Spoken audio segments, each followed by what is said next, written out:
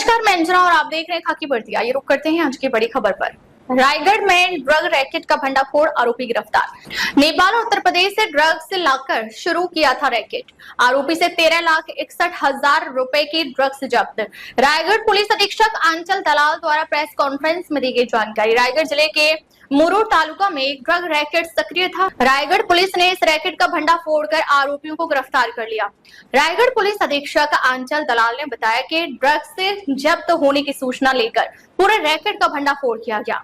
मुरूर अगर दंडा स्थित सिगरेट चेकिंग पोस्ट पर आरोपी अलवान दफेदार की स्कूटी के पीछे बैठा आरोपी पीछे से भाग गया।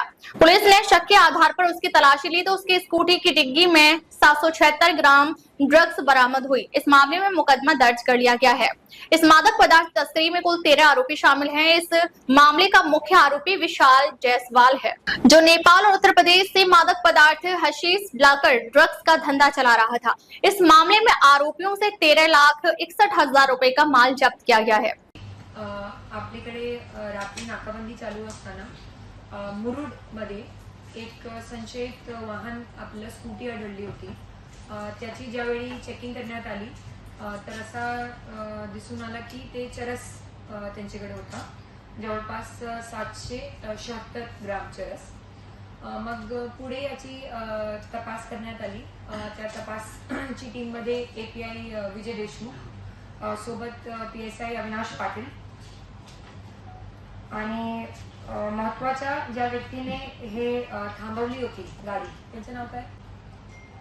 थांबवणारे अंमलदार मेंगाल ना, पोलीस हवालदार मेंगाल, पोलीस नायक किशोर वाटरे आणि सोबतच आमची एलसीबीची टीमने याच्यात खूप कौशल्यपणे तपास केली आणि याचा आपल्याला शोध असा लागलेला आहे की एक विशाल जायसवाल म्हणून व्यक्ती आहे, महाराजगंजचा राहणारा।